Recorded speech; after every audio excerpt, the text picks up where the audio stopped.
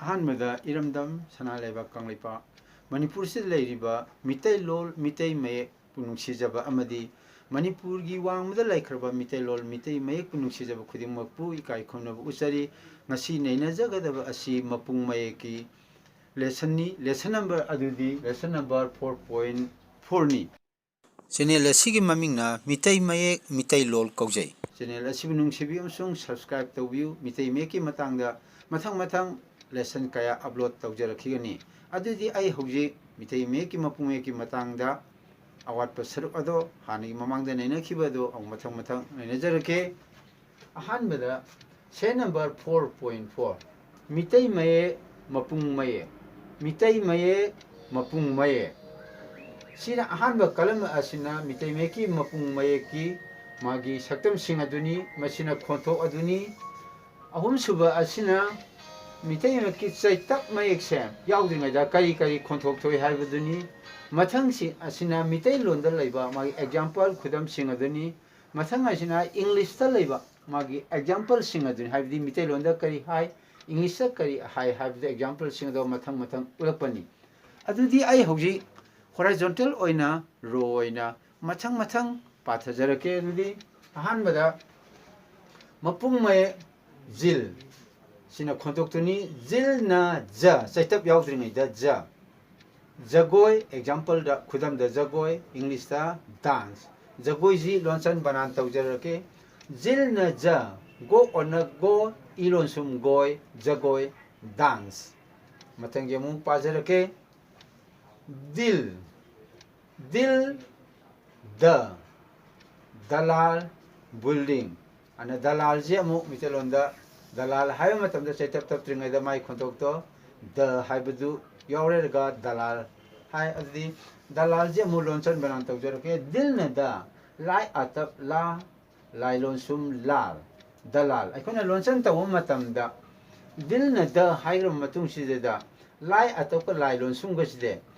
पुन्ना पागदबा आइदि अपुन यावबनिना पुन्ना पागदबनिना मसिगी खोंथो अमु पानी अदुगा खोंथो अनिजे अमुक तपसनरकनी अदुना दिलना द लाई अतप ला लाई लोंसुम लाल दला इंग्लिश ता दलाल अदुना मित अखोना निजिंगदबदी मितै लोंदा लाई लोंसुम जि लोंसुम लैरबा अदु इंग्लिश ता इथोको मतम लाई लोंसुम ने ए याव तारगदी मसे ए अनि ओइगनी मितै मेक लोंसुम लै तारगदी मितै मेकी ममांगदा लैबदो ए ओइ तारगदी ए अनि ओइगने बदला मरमदी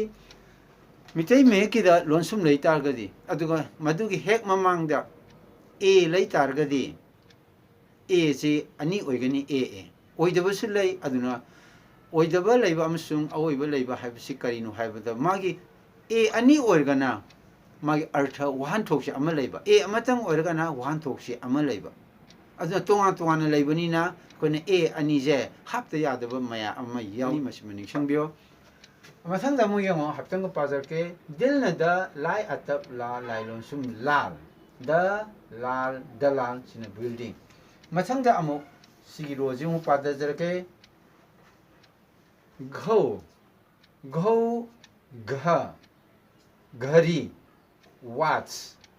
घरी हबदी इगी अंतम लोचन तौजरके बना तौजरके घौ न घ राय इन ब्री घरी watch मथंगी मुक तौजरके जिल दिल घौ धौ मसंगिना धौ गिनी पार कदैजे सिना दहौ सिना दह सिना ममिंग अदुनी धौगी सिना चैतप याउद्रिङैदा खोंथो अदुनी दह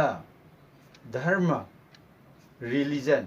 अने धर्म जी लोंसन अमुक बना तौजरके धौ न द राय मी लोंसुम अपुन अने सिदैदा राय जी मपुंग मेन लोंसुम ओइना सिनबनी मिसिना मपुंग मयक तगी मसक होंग लोंसुमनी अदुना पुन्ना लोंसुम ओइखिबा मरमना हाइबदी ममांगदा लैबा ध सिदैदा अनिमक तखिगदा ओइबा मरमना खोंथो अमदा लैहनगिगदबनिना पुन्ना सिदैदा अपुनजे सामना चिंचिंग लकनी सिना धर मिटनमा धर्म रिलीजन अदि मथंग यौ बना तौजरके भम हाइबसी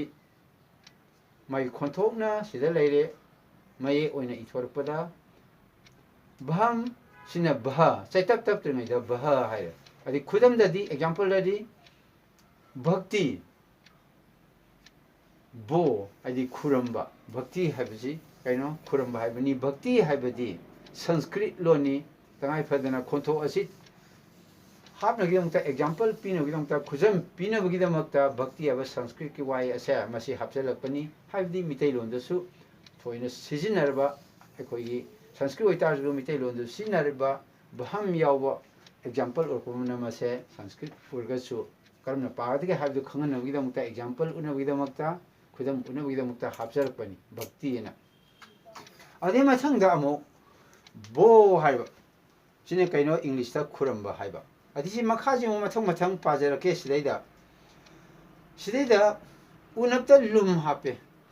unap sidaida sina arumbani sina ayangbani unap ki falling tone ni aduna unap sidaida lum hap targadi mase unap ki falling tone oigedaba lum hap targadi ade unap sidaida yet lum hapchaladi masi kari kari mane habda o aniga mani masibu kari kawi secondary symbol kawi haibdi mitelonda Saitap hai. Sigi jena dharma haiba. Dharma haibdi ngasa hayagi baduni dharma haribasi. Dharma haibasi asai saida apun punna singadaba. Mali punna khontho amada laigibanina apun singani. Ana dahau laire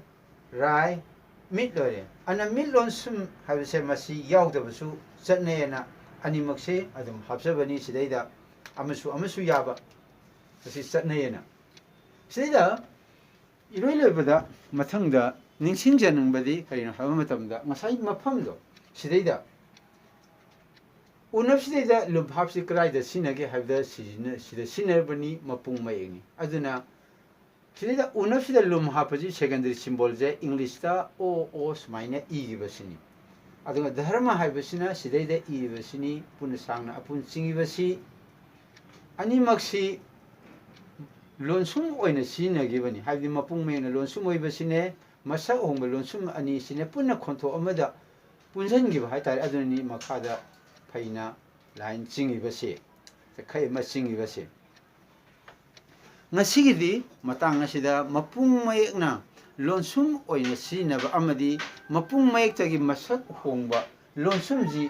punsanba asisu yauna mathang hajare ngasigidi mapung may saitap tringaida khonto magi example amasung English ta kari oige haibado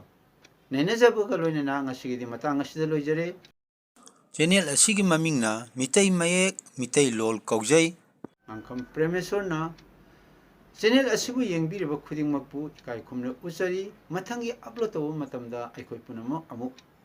unaminasi channel asibu subscribe tawbiu misung comment kaya pibirau masangi upload taw matamda semdokpa yaba haibirikpa khudingmak sing ado ai mathang pakhumjana honajage ngasigidi matang asida loisinjarage